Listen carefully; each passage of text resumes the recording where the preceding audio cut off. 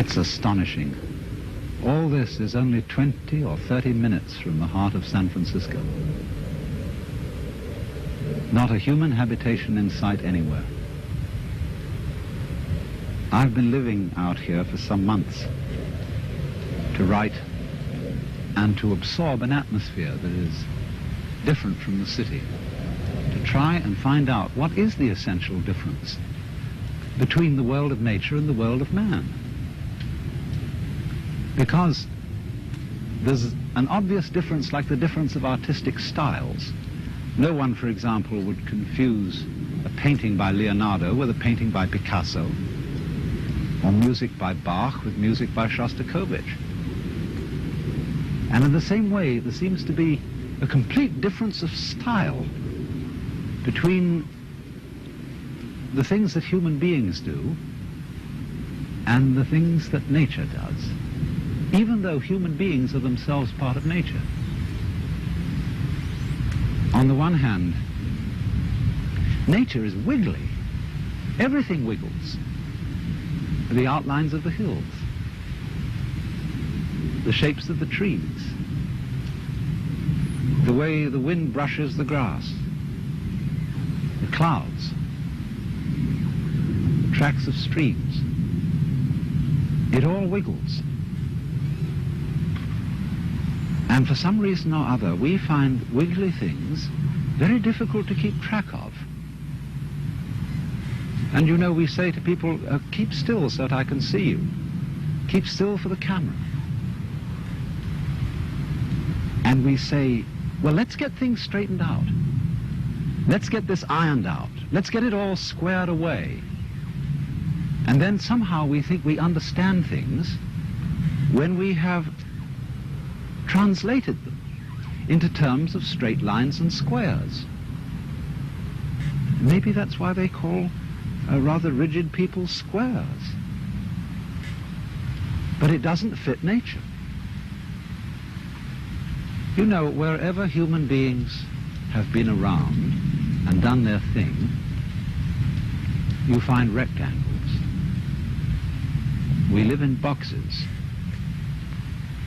Our streets, especially across states like Kansas and Nebraska, are laid out in a grid pattern. Why, they even dropped a grid pattern on top of San Francisco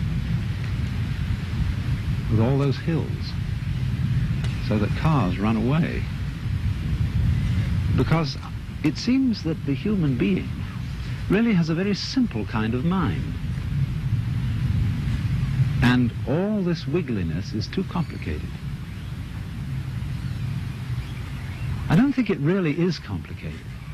Because after all, it's very simple to move, say, to raise something or to open and close your hand. It's perfectly easy, because we don't have to think about it. Things become complicated only when we think about them. And that's because we're trying to translate them into a form of life which is very much simpler and cruder than the forms of life we're talking about.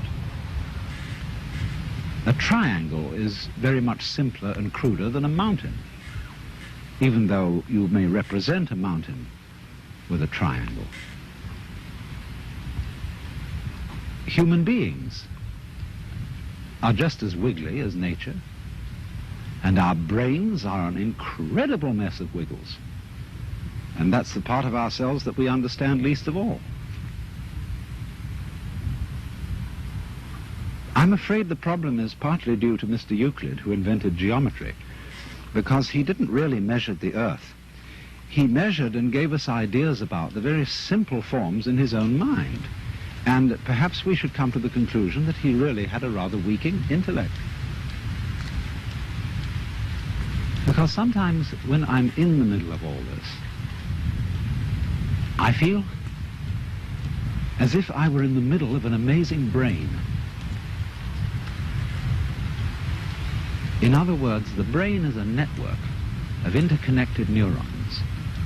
And each one of those neurons is a fairly simple affair, because it either fires or it doesn't fire. It gives you the message on or off, yes or no.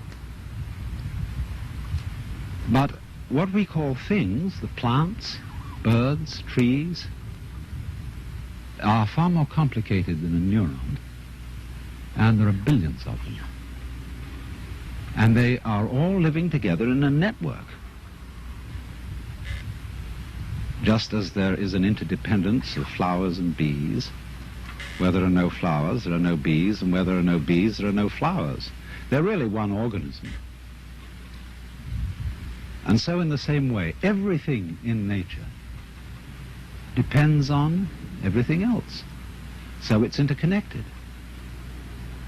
And so the many, many patterns of interconnections lock it all together into a unity, which is, however, much too complicated for us to think about, except in very, very simple, crude ways. But I am part of all this. I am, as it were, one of the cells in this tremendous brain, which I can't understand, because the part cannot comprehend the whole. And yet at the same time, I don't feel, like so many people seem to feel, that I'm a foreigner or a stranger in this world. Its aesthetic forms somehow appeal to me more than most of the aesthetic forms which men have produced.